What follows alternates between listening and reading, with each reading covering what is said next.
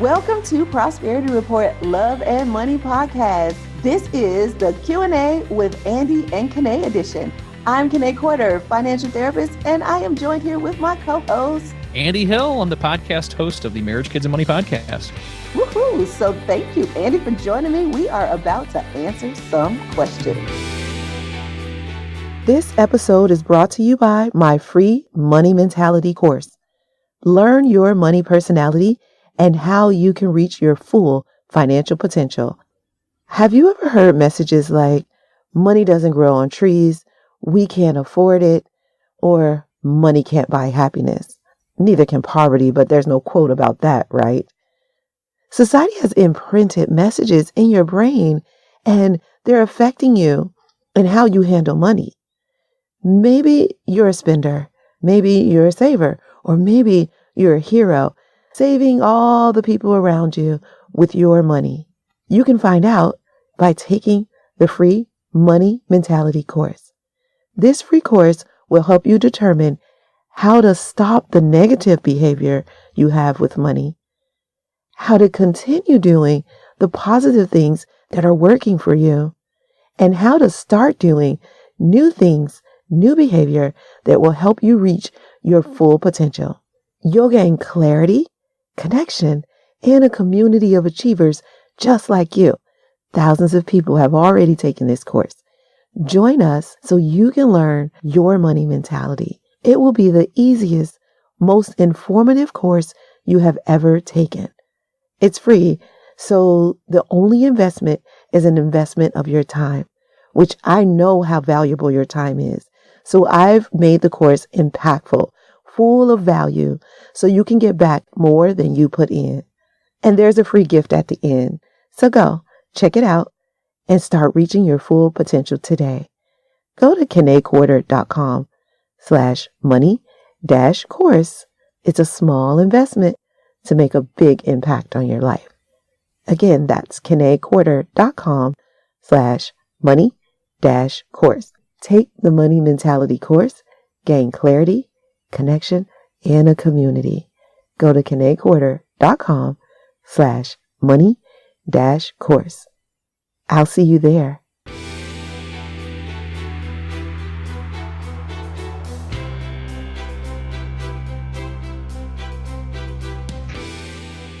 Hey, Andy, I'm so excited about hanging out today. I'm so excited to be back, Kanae. This is so much fun. Thank you.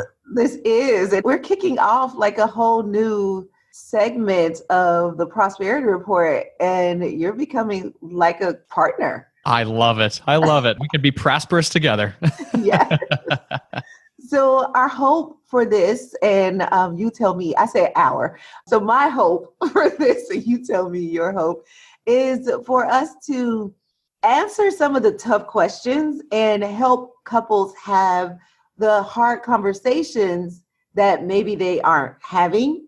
And maybe with a little help from a third party like you and I, it can help them facilitate that conversation easier. And then I like that I'm a female, you're a male. So we have two different perspectives because, you know, like they say, women are from Venus, men are from Mars. So maybe we can help them translate the languages. I think that's a great idea. And your point on the third party is so important because sometimes in marriage, we just feel like there's her way and my way, and we can't seem to communicate. But there is so much happening in that communication that a third party can maybe help you reveal another way to look at it. So happy to help there. Yes. Awesome. So we're going to go through questions, whatever we discover, like we're going to thoroughly answer the question. So that might mean we have 2 questions in the episode, 3 questions, 1 question, if that's what it takes. Yeah, that sounds good. I'm down. Yeah. So let's just, you and I have a conversation about each question and see how we can help the audience. Perfect. I'm in. So how about this question, Andy? What are your favorite love and money books? Oh, I like this one. Yeah. Do you have any favorites? Yeah, so 2 things I want to say on this. I do have a favorite love and money book. But my second thing that I want to say is that I want to learn a lot more because I want to have a great relationship with my wife and grow the love and bond that we have. So I hope I'm going to get some from you today. But I'll tell you what my favorite one is, the 5 love languages. I'm sure you know about this one. You've heard about it. But it's very impactful for both me and my wife.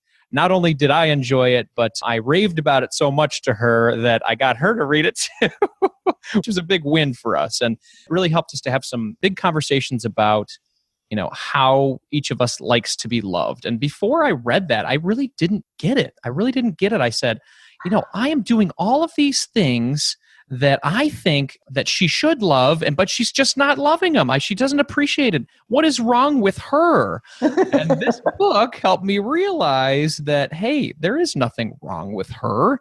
You are just going at it the wrong way. So what I discovered is that Andy really loves words of affirmation. I love when people tell me that I'm doing a good job or I'm helping them. That fills me up. But when I'm doing the same thing to my wife, it doesn't click over for her as much. Obviously, everybody, certain people like words of affirmation. But for her, quality time is so important for her that I was missing that. Hey, I'm working hard. I'm providing for the family. And I'm telling her how much I appreciate her. Why does she not feel the love? Yeah. It's because I was not spending the quality time that she needed. So that's something that I'm continuing to work on. But I have made a lot of changes over the past year since I read that book. And I would highly, highly recommend that book because it is eye-opening. And there are 3 other love languages that are brought up: acts of service, receiving gifts, and physical touch. Thinking about those 5 words of affirmation, acts of service, receiving gifts, quality time, and physical touch. Thinking about what those might be for you personally, and then asking your spouse, having conversations with your spouse. Maybe they could read the book too and find out what their specific love language is. It could really open things up for you. Right. Or take the quiz too. Because if you don't want to read the whole book, take the quiz. But I think reading the book definitely has its advantages because you can go deeper. But you brought up so many good points. And number one is that you thought you had it down, like whatever society told you or whatever you just thought, well, this is the way I like to be loved. So it must be the way that the rest of the world likes to be loved. So, and specifically this woman. Well, it just turns out that no, this is not the way this woman wants to be loved. And it's so funny that you mentioned this because this is the same in my relationship. Words of affirmation are, well, here's the thing of love languages. This is so sad. I'm going to tell this story that I am one away from each love language. Like say, for instance, I don't know the exact numbers, but like words of affirmation is like 11. Physical touch is like 10. And then, I don't know, but quality time was the last one, which my boyfriend, his quality time is his first one. Yeah. So we both have to like work really, because words of affirmation was his last one. And just like you, I'm like, what? I told you how awesome and amazing you are. I don't understand why this is not moving you. Right. Absolutely. Yeah. It's revealing for sure. Yeah. And I can spend a lot of time in my business and, doing podcasts and stuff. And I also have this, and I don't know, how this equates to the love languages, but I have this thing about, and you kind of mentioned it too, like I'm going out in the world and I'm creating, like I'm contributing. So Tony Robbins talks about these 6 human needs, and one of them is contribution. Yeah. So for me, contributing to the world and like growing as a person, that should make you fall more in love with me. Look at what I'm doing. Right. But for him, no, like contribution and growth, they're important to him, but they're not the most important to him. And like certainty. And if you put together the love languages and these ideas that Tony had, certainty and quality time go together because I'm certain that we're good if you're here with me, like that I can see. But if you're out in the world building, I don't see how that equates to us. But to me, it did. And so we had to have this conversation too. And we took the 5 love languages quiz. And like you said, had a deep conversation about, oh, is that what you need? That is great. I mean, you said at the top of the show that we're pretty different, but man, we're pretty close there. We are. I'll have to check out that quiz. I mean, I read the book. I didn't see the quiz. So it's online. I'll put it in the show notes, 5lovelanguages.com and the number 5. Yeah. 5lovelanguages.com. Mm-hmm. Very cool. Are there any other books that you dig outside of that one? I know we both love that one. So that sounds like. So I have a few. I'll go with love first and then we'll go to money. So love, I have two that I almost always recommend to couples. And number one is Hold Me Tight by Sue Johnson. And Sue Johnson is one of my, I call them I have virtual mentors, like people who mentor me, but they just don't know it. So I watch like all of their videos. I listen to all their podcast interviews. That counts. Yeah. So Sue Johnson is a psychologist, and she wrote a book called Hold Me Tight. And what she discovered was that similar to how the studies were done on children about their attachment styles, well, when we grow up, that doesn't really change much. So similar to the love languages, you need to feel attached in a certain way. And if you don't, you're going to respond a certain way. So the love languages kind of tell you how this person likes to receive love, and Hold Me Tight, or I would say the attachment styles, tell you how a person is going to feel rejected and how they're going to react to that rejection. So for instance, there's avoidance. So if I don't get the love that I'm looking for, then I'm going to start to avoid you. Now imagine if, like you and I, my spouse's or partner's love language is quality time, but I'm avoiding you because I didn't get what I was looking for. Now they're not getting what they're looking for. And their attachment style might be to cling, to like, get anxious. Oh no, you're going away. What can I do to save this? And the more they cling, the more I'm going to want to push away, right? If I'm avoided. So this is explained in Hold Me Tight, but she also goes to explain how to, what she describes, slow down this dance that we do, because the music is the same. See, I just described the choreography. You don't give me what I want. I avoid you. You cling to me, which makes me avoid even more. And so there's this dance. And until we change the music, instead of going, I didn't get what I want, now I'm going to avoid, I go, I am not getting what I need. So this is what I teach in my office. I feel, I need. So then we have this conversation rather than going through that same dance. It's like, I feel like you don't understand me or like you're not listening to me. I need us to have a conversation when the TV is not on, and when you're not on your phone, and when you're not distracted and you're just paying attention to me. It's like, oh, okay. So that's a different thing rather than just avoiding. So I have to change the dance. And that's what Hold Me Tight talks about. I like that. Or avoiding or just going silent completely, Yes. right? I mean, that's those are recipes for disaster, right? Yes, absolutely. Oh, you just made me think of, what is John Gottman's book? Because that's a good book too. Oh my gosh, that's a really good one. And I can't think of the title of it, but I am going to think of it, and I'm going to put it in the show notes, because it talks about the 4 predictors of divorce, and stonewalling is one of them, where you just go silent and basically hold the other person's emotions hostage so they can't express themselves. And that's like borderline on abuse. Yeah, that's danger territory. Mm-hmm. Yeah, because that is a big predictor of divorce. And then there was contempt and criticism and defensiveness, which they all kind of roll together. So what I'm hearing from both of these books is more communication wins. Look at you wrapping it up. Yep, you're right. More communication. That's what it is. And slowing down the communication too, because we're blah, blah, blah, blah, blah, going back and forth. And I got to get my words out and you got to get your words out. And it's like, not really. No, I actually have this technique that I teach couples to talk. One person share. Like, you know how I said, I feel, I need. Mm-hmm. So Andy, you get to share. You say what you feel and what you need. And I just have to listen that day. That is all I can do that day, is listen. That is how you have to slow it down. You have to wait 24 hours. Now, I have to wait 24 hours before I can come back and say something. Now, this works in marriage, but this works with all relationships, whether it's parenting. I mean, you can have a grown parent and still not have gotten this down. And like, you're like, my mom just is so, she just doesn't understand me, you know, and you can slow this conversation down with your mother or even your employees. Now, you probably wouldn't go so into the emotions with the employees, but this is a conversation style that you can use in any relationship. Absolutely. I think there's something to fully and truly listening and not waiting for your turn to talk, or your turn to say your rebuttal. Because if you're not listening and you're just thinking about the rebuttal the whole time, then are you actually even communicating? Or are you just waiting for your turn to talk again? Right. No, you're not. Great point. Actually works with podcast partnerships too. I'm truly listening to you right now. That's so awesome. We'll see how that goes, right? Yes.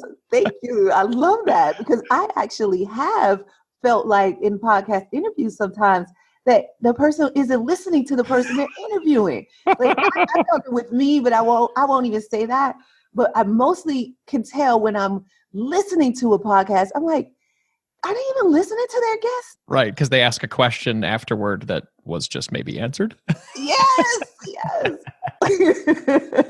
I'm sure I've been guilty. I don't want to say I'm like Uber interview guy. I'm sure I've been guilty as well, but I don't know if you're something to aspire to. I do not know if you're giving yourself credit. No, you are a good listener. Thank you. You have one of the best conversation styles that I have seen, and I've talked to a lot of people. That's very kind of you. I appreciate that. Are you saying that because you know that I'm a words of affirmation guy? Are you just playing it up right now? No, I am so serious. You do a really good job of talking and listening. And not everybody can do that. Some people are really good at talking. Yeah. I mean, really good. At least they think they are. I appreciate that. Thank you. You do a great job at both. So those are our love books. What would you say on the money side? Oh, wow. Money. Well, that's a whole different story. A book that, kind of rides the line a little bit. And it was very impactful for me when I started my relationship with my wife, was called The Total Money Makeover by Dave Ramsey. I'm sure a lot of people have heard that.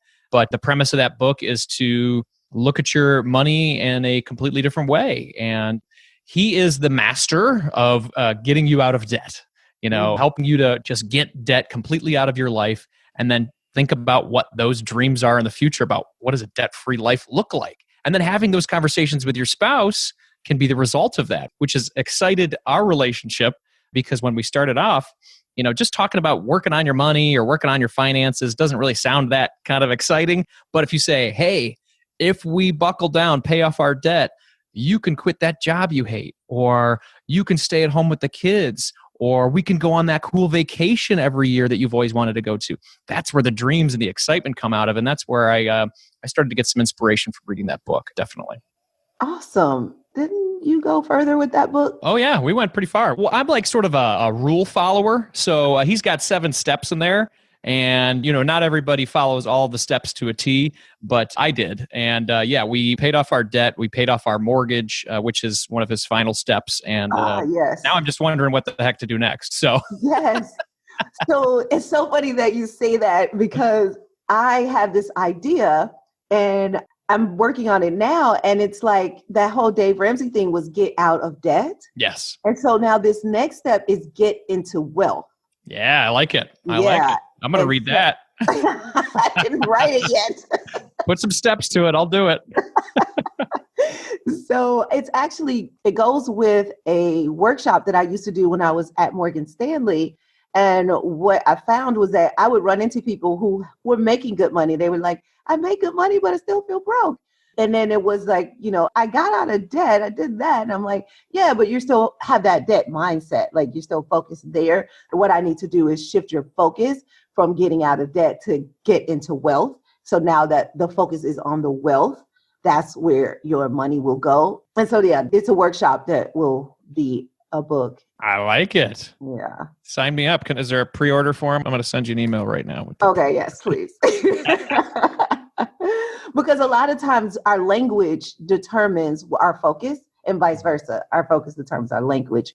But the words that we use, we have to be careful, because that will draw us in that direction. If we use words like, I got to get out of debt, get out of debt. Now you are a rule follower and you do really good with processes. But if you didn't have that inside of you, it's likely that the debt was your focus and it could have stressed you out if you focused on the debt more than the process. That's a really good insight. I think that, he did a really good job focusing on putting some hatred towards debt, like, so, eliminate it, destroy it, right? But that's where it kind of, or at least for me, that's where it sort of stopped. It was like, okay, there wasn't enough on the wealth building side. If you work hard enough, you'll eventually eliminate your debt. And then what, right? So that's exciting.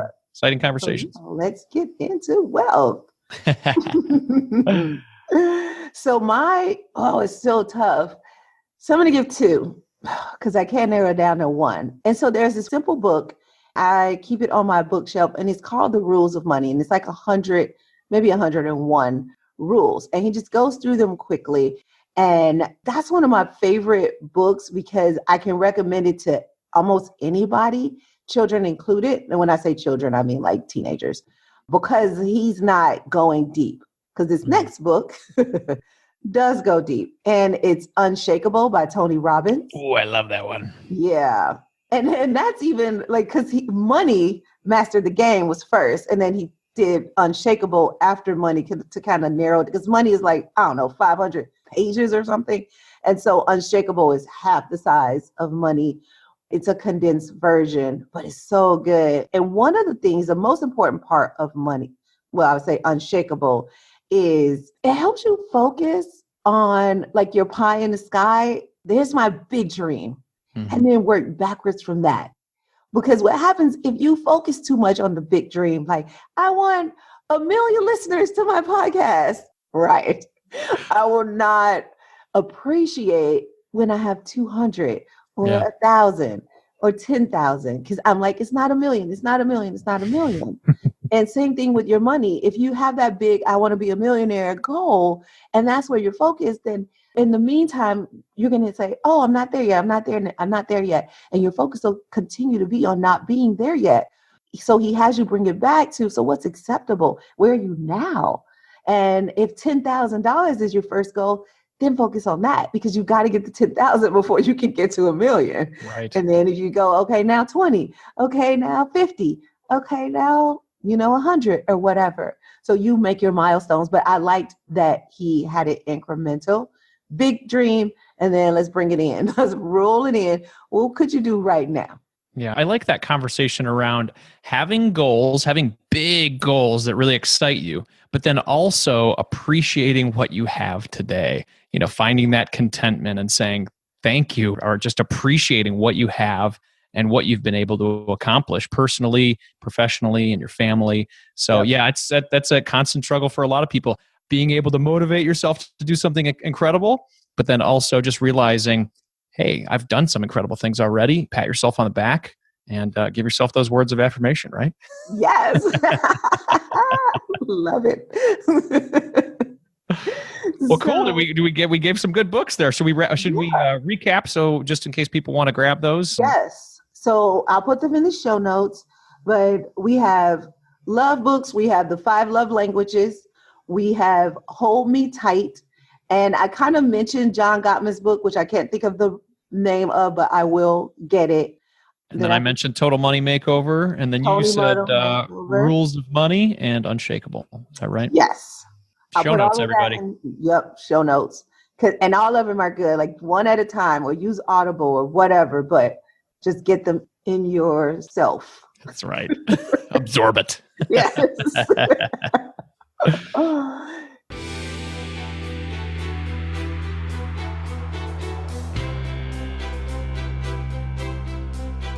This episode is brought to you by the Young Family Wealth Playbook. This is an ebook that I've developed from my conversations with over 100 millionaires, financially independent rock stars, and debt-free parents that breaks down 7 steps for you to achieve your family wealth. So if you go to marriagekidsandmoney.com/playbook, that's marriagekidsandmoney.com/playbook, you can grab that free ebook today and grow your wealth.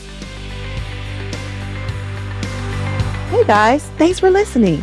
If you want more love and money conversations, subscribe to this podcast.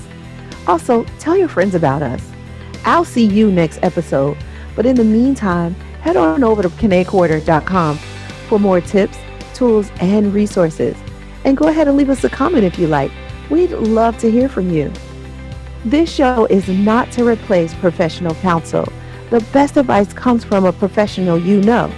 The topics discussed in this podcast are general in nature and are for entertainment and informational purposes only.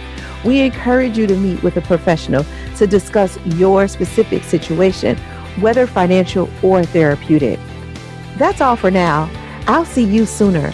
Remember, no matter what anybody ever tells you, you can have wealth in all of its forms. Believe it, and you will soon see it.